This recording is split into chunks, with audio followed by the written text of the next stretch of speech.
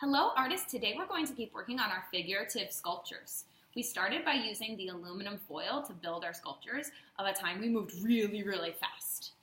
But to make our sculpture stand up, we're going to use a base today. Say base. We're going to write our names on the base and then we're going to attach our sculpture to the base so that we can make it stand up on its own. Then we're going to cover up the aluminum foil so that we can think about how we might show ourselves, and we're going to use a new material called plaster. Say plaster. This is plaster. It's in strips right now, cut into strips. This is cloth with the plaster on top. Plaster is a kind of dust that when you get wet, it can soften like clay, but then when it dries, it gets hard, solid, like a rock. And then we can use it to make our sculptures more permanent. So I'm going to show you how we do that first. On my base, I need to write my name and art code. I need to write that way I know my sculpture is mine. I'm then going to flip my base over because I don't want to cover it up with any tape or plaster. Then I'm going to use my figure and I'm going to think about how I want it to be on my base. Once I've decided how I want it to be on my base, I'm going to then tape it down.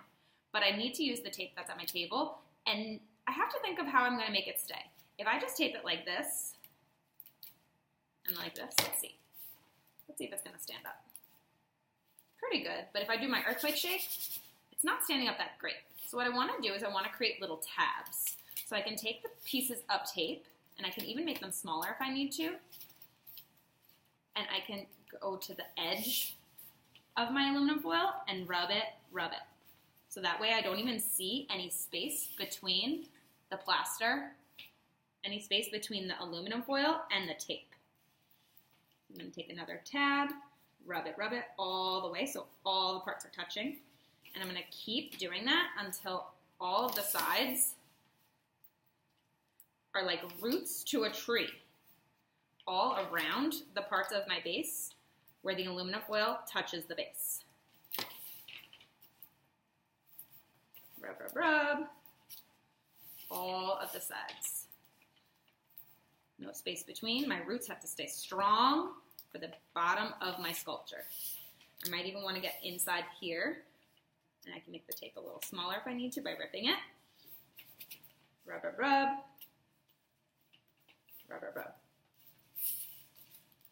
Now I can make any adjustments I need to because the aluminum foil can still move. Once I put the plaster on top of my aluminum foil, it's not going to be able to move anymore once it's dry. So I need to think about my final idea right now before I start using the plaster. I'm going to do my earthquake shake to make sure that my sculpture doesn't fall. It's in pretty good shape right now, so I'm ready to start using plaster. I need to definitely make sure my sleeves are rolled up all the way and my smock is on, sleeves hidden, so that I don't get any plaster on my clothing. I'm then going to use the water bucket at my table and the plaster at my table to start building. Here's what I need to do to make the plaster work. I'm going to take the plaster strip one at a time, and I'm going to carefully dip it in the water once. Then I'm going to use my pinchy fingers, my crocodile fingers, and I'm going to rub. The tiny little holes that are in the cloth are getting covered by the plaster dust, and I can feel that it's kind of getting slimy and smooth like clay. Once I have my smoothed out plaster, I'm going to start from the bottom of my base and work my way up from my sculpture. Repeat after me. Started from the bottom, now we're here. Started from the bottom, now the whole sculpture's here. I want to start from the bottom first and cover the base first. If I put the plaster on the top and work my way down, the top could get too heavy because the plaster gets hard and it gets heavier. And my sculpture will fall over. So I need to start from the bottom and work my way up. I need to start from the... So I'm going to keep rubbing. And then I want to use my fingers to rub any of the holes away, because that way I'll have a nice surface to paint on once my plaster is dry. Dip once, rub, and place on. Rub. I can even rub a little bit fast like this. I'm definitely going to want to make sure I cover the whole base before I start adding plaster to my aluminum foil.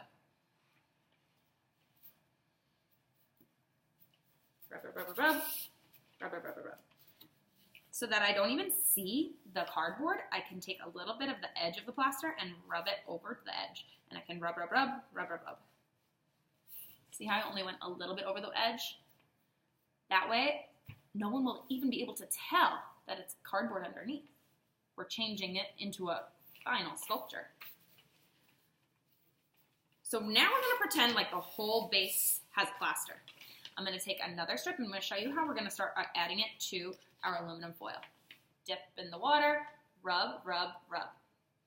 I'm going to place it on top of the place where I want it to go on the bottom of my aluminum foil. I'm going to start from the bottom and work my way up. So I'm going to press it into the part where I want it to go. Because if I just do it like this, and I see the space where their plaster could have gone, that place is not going to be a really strong and secure place for my plaster to dry. I want to make sure it's going all the way against it so that my sculpture stays really strong. So I'm going to push it all the way against my aluminum foil, all the way against my base. And then I'm going to rub, rub, rub all the way around. I'm going to do one more to show you. Rub, rub, rub, rub, rub, rub.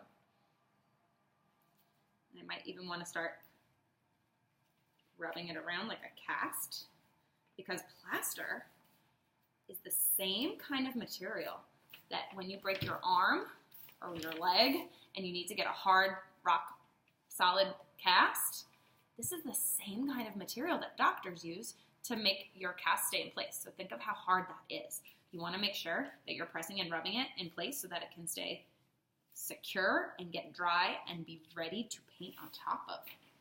Rub, rub, rub. Wrap it like a cast. Push it in to the whole aluminum foil piece. Make sure you don't see any gaps. And then you can rub, rub, rub.